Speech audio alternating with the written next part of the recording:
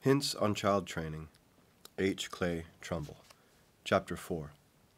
Discerning a Child's Special Need of Training. Someone has said that a mother is quite right when she declares enthusiastically of her little one, "There never was such a child as this in the world before." For in fact, there never before was such a child. Each child starts in life as if he were the only child in the world, and the first one. And he is less like other people then than ever he will be again. He is conformed to no regulation pattern at the outset. He has, to begin with, no stock of ideas which have been passed on and approved by others. He neither knows nor cares what other people think. He is a law unto himself in all matters of thought and taste and feeling. He is, so far, himself, and just so far, he is different from everybody else. Left to himself, if that were a possibility, every child would continue to be himself. But no child is left to himself. He is under training and in training continually. And so it is that the training of a child is quite as likely to change him from his best self to a poorer self as it is to develop and perfect that which is best in his distinctive self. Child training is, in many a case, the bringing of a child into purely conventional ways, instead of bringing out into freest play in the child those qualities and characteristics which mark him as a unique and individual personality among the sons of men. How to learn wherein it needs curbing or changing is a question of questions in child training. No quality of a good physician is of more importance than skill in making a diagnosis of a patient's case. If a mastermind in this realm were to pass with positiveness on the disease of every patient, the treatment of that disease would be comparatively easy. A young graduate from the medical school or a trained nurse would then, in most instances, be capable of knowing and doing that which was needful in the premises. But until the diagnosis is accurate, the best efforts of the ablest physician are liable to be misdirected, and so to be ineffective for good. As it is with the physician and his patient, so it is with the parent and his child. An accurate diagnosis is an essential prerequisite to wise and efficient treatment. The diagnosis secured, the matter of treatment is a comparatively easy matter. A parent's diagnosis of his child's case is in the discerning of his child's faults, as preliminary to a process of training for their cure. Until that is secured, there is no hope of intelligent and well-directed treatment.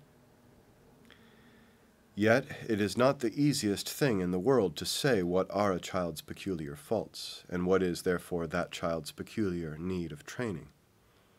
Many a parent is disturbed by a child's best traits, while he underestimates or overlooks that child's chief failings. And many another parent, who knows that his child is full of faults, cannot say just what they are, or classify them according to their relative prominence and their power for evil. "That boy's questions will worry my life out. He is always asking questions, and such questions. I can't stand it." This is said by many a father or mother whose child is full of promise, largely because he is full of questions.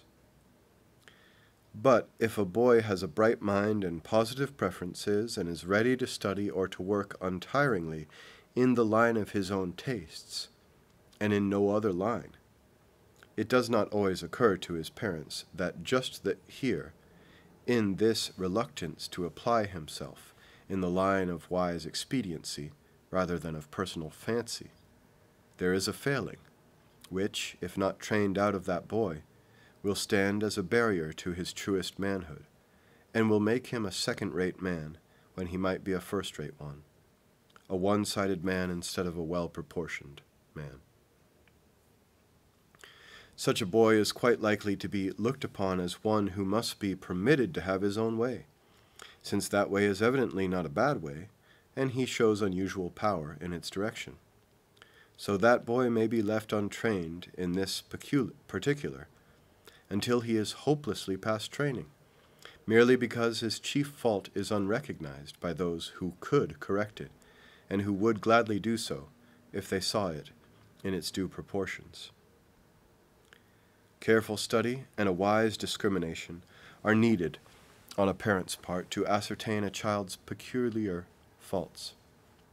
Each parent would do well to ask himself or herself the questions: what are the special faults of my child?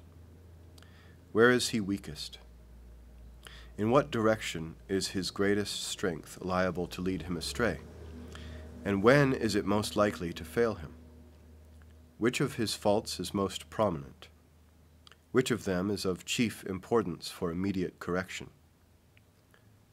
Such questions as these should be considered at a time favorable to deliberate judgment, when there is least temptation to be influenced by personal feeling, either of preference or dissatisfaction.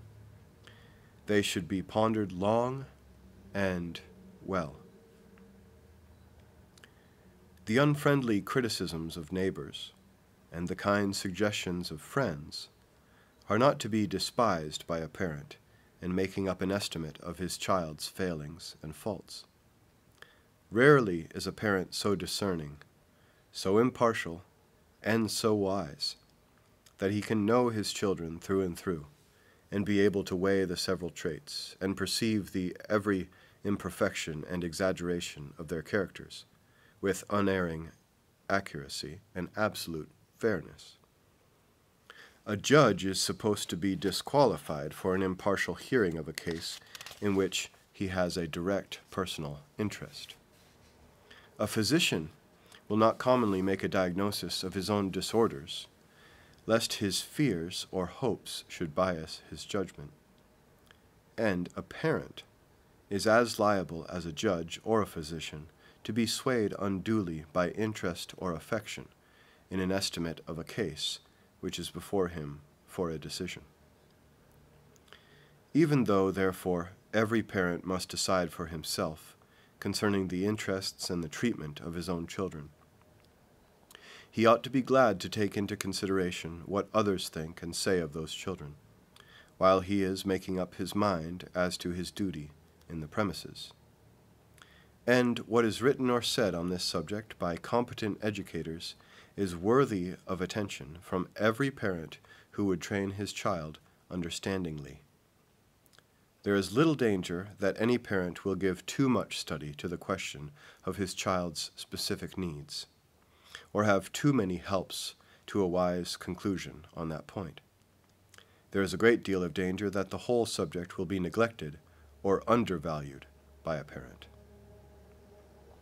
If a parent were explicitly to ask the question of a fair and plain-speaking friend, familiar with that parent's children and competent to judge them, what do you think is the chief fault or the most objectionable characteristic of my son or daughter? The frank answer to that question would, in very many cases, be an utter surprise to the parent, the fault or characteristic named not having been suspected by the parent. A child may be so much like the parent just here that the parent's blindness to his or her own chief fault or lack may forbid the seeing of the child's similar deformity. Or, again, that child may be so totally unlike the parent that the parent will be unable to appreciate, or even to apprehend, that peculiarity of the child which is apparent to every outside intelligent observer.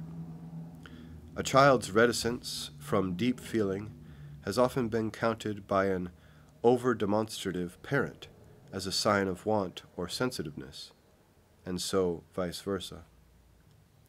Parents need help from others, from personal friends whom they can trust to speak with impartiality and kindness, or from the teachers of their children, in the gaining of a proper estimate and understanding of their children's characteristics and needs. The parent who does not realize this truth and act on it will never do as well as might be done for his or her child. God has given the responsibility of the training of that child to the parent, but He has also laid on that parent the duty of learning, by the aid of all proper means, what are the child's requirements and how to meet them.